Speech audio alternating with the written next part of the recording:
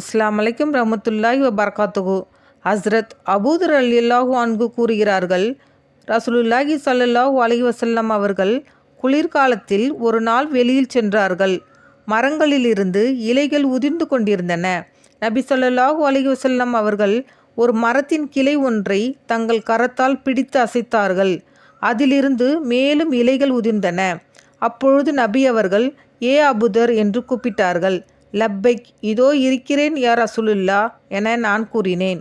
அப்பொழுது அவர்கள், ஒரு முஸ்லிமான அடியான் அல்லாவுக்காக இக்லாசுடன் தொழுவாரானால் இம்மரத்திலிருந்து இலைகள் உதிர்வது போல அவருடைய பாவங்கள் உதிர்ந்து விடுகின்றன என அருளினார்கள்.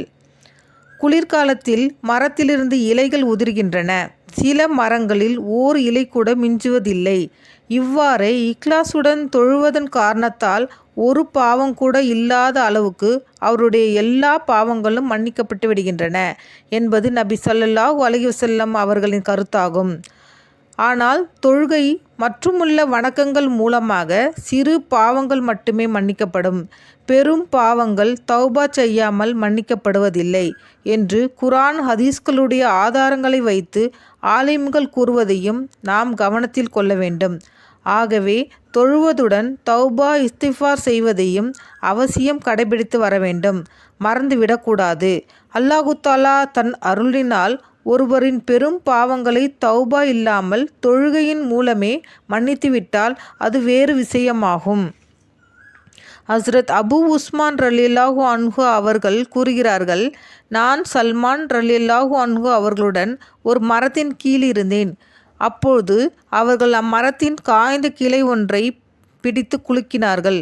அதிலிருந்து இலைகள் உதிர்ந்தன.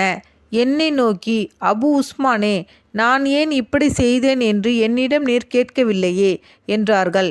ஏன் செய்தீர் என்று நான் கேட்டதற்கு அவர்கள் கூறியதாவது, ஒரு தடவை நான் ரசூலுல்லாஹி ஸல்லல்லாஹு அலைஹி வஸல்லம் அவர்களுடன் ஒரு மரத்தடியில் நின்று கொண்டு இருந்தேன். அப்பொழுது நபி அவர்கள் இவ்வாறே மரத்தின் ஒரு காய்ந்த கிளையை பிடித்து குலுக்கினார்கள்.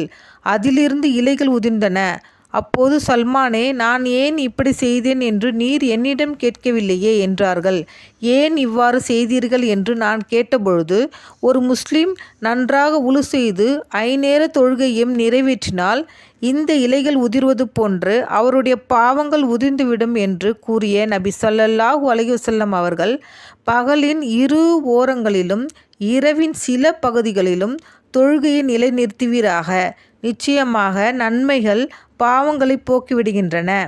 உபதேசத்தை ஏற்பவர்களுக்கு இது ஓர் உபதேசமாகும் என்ற திருக்குர்ஆனின் ஆயத்தை ஓதி காட்டினார்கள்.